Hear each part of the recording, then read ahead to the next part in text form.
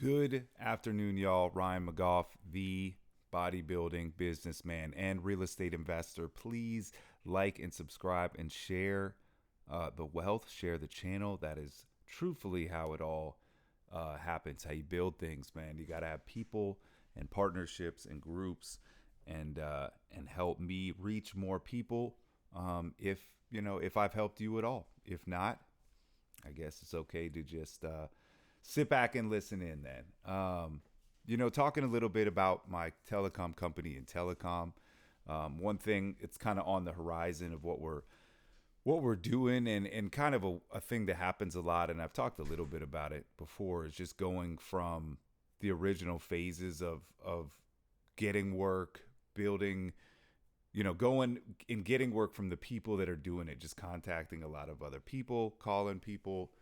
And a lot of times it's often when you start a lot of subcontracting work, just, getting guys on site, that kind of thing. But the truth is we've always had our eyes on big low voltage projects, right? And I mean, because we're going after some big things at our company, which is to build the first, fully wireless private network, right? Fully secure, with security into the hardware at the hardware level, so it takes a lot of relationships, a lot of big things, but to go that route, we kind of have to be on the full low voltage structure, right? Design, build, and maintain of everything low voltage in the building, right? The Wi-Fi, the cellular. And so a lot of it takes a lot of changes in the industry and a lot of working on getting in and getting involved at the engineering level when that building is even decided. And a part of our other kind of call to action is to get sorry, I hate when I hit the camera. To get buildings and buildings from building to building to building to a mesh network of buildings, which covers a city, to a rural area, which covers. So, mesh to a larger area and just keep building off of that infrastructure. And so it's going to be getting in at the government level, getting in at the building level, getting big projects, because that team looks a lot different than your team that just goes after subcontractors. Now, it's possible to just keep rolling up from going to getting guys on site and that. But the thing is, we want to be government contractors. We want to be a contracting company, right? So to get past that, we had some internal contractors and that kind of stuff, and we would go after, some other companies that were doing the same thing, getting business. But we've gone after and we're bidding now, writing proposals and doing some of these bigger things on the government level and at the general contractor level, like bidding to general contractors instead of subcontractors and that kind of thing. So whenever you do something like that, you kind of take a step back into work that you're doing currently, and there's kind of a dip in capital that comes in. So there's always, like, because we're not going as much after some of the smaller ones, we're going after some of the bigger ones now that we've done a few high level projects. We want to keep that going. And it's kind of the something that I'm talking about and thinking about in real estate too. It's very similar, right? If you want to go into multifamily or you want to go into these big contracts, you have to have a company that, has different types of insurances and has bonding and bond relationships, right? If you don't get a project done on time, it's you're going to get you're going to have somebody, on your that you're bonded with, that's insured, to make sure, and the cost can be at like, $100,000 a day and that kind of stuff. So the risk is much bigger on those levels. But in this probably truly is what happens with a lot of 8A, and a lot of small companies, economically disadvantaged, 8A, those kind of companies, right? When they go from trying to be just this sub that has a relationship with primes because of their status, and when they go to try to within 10 years or whatever become the prime, right? Because the company's built totally different, and if you're not, strategically maneuvering into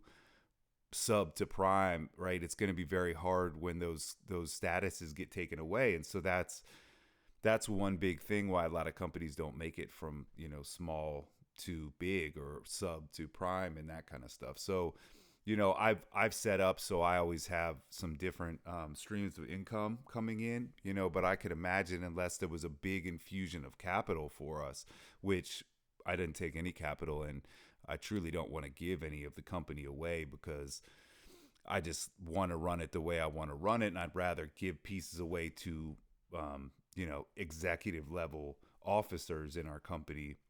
So I don't want to give all of our equity away up front. And if I can do that by hedging this company against the real estate company, so if things come in that, then we're set a lot better. And the real estate side has been going really well, and it's taking care of all that for the telecom side. So if I don't have to do that, I'd rather not. But we are just getting good at doing these government bids, these type of contracts, building relationship with general contractors instead of going through ECs and electrical contractors and other lower level other telecom companies. So whenever we started, we had this idea of a phase 2, right? And so we're in that phase 2 now. So there's definitely a step back in incoming contracts, but to truly evolve to where we want to be, we just don't want to be in somebody's shadows, doing their work for them and making them look good.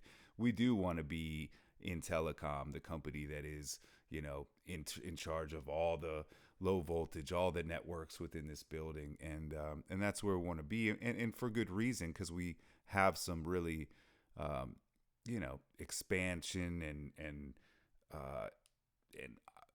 good ideas for what the future is to bring, and really smart and intelligent ways to kind of make fiber obsolete and do what we can do with frequencies and radio waves and cellular networks through the air and air travel and some of this other cool stuff. So I think that is the future. Everything that had wires eventually does lose their wires. It's just a simple thing, as I sit here with a wired headphone, but the point is there's always wireless capabilities, and that's how we're always moving to. So that's something that I do believe is going to be the case with wireless technologies that are, all kinds of different wireless networks that are moving and communicating and talking. So I do think all this fiber that we're pulling in a very short time is going to be obsolete. A lot of it is. I think the ecosystem is going to be more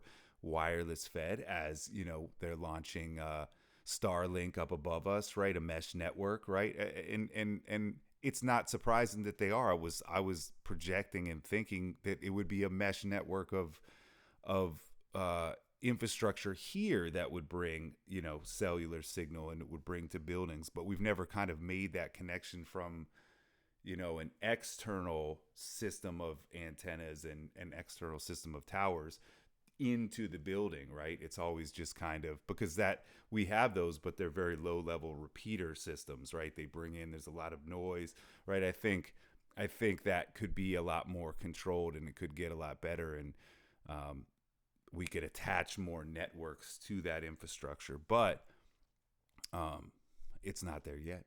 So that's my idea, my thought, mixed with where we're at now and moving to that prime level of getting these big projects. But it just takes a little more time, and we just got to keep putting it out there and try to look for some smaller ones that we can win, right? And then kind of work our way up. So that's what we're doing in the telecom space now, and kind of our projections and our forecasts and stuff for the next year or so. But we're hoping to get, one big low voltage project, at least 100,000 square foot.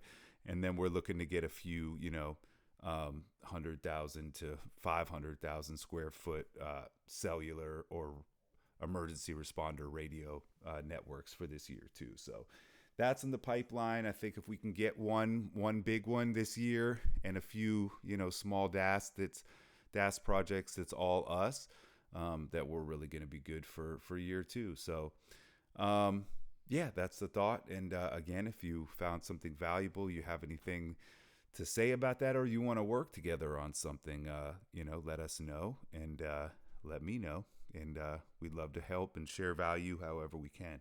So that's the idea of this podcast and getting people to think. So that's the telecom side of our business, which is in telecom. And I am Ryan McGough, the bodybuilding businessman and entrepreneur and real estate investor. And I appreciate your time. Like and subscribe, share with somebody else. Help us get a little bigger, help us get a little smarter and work together and build a big network.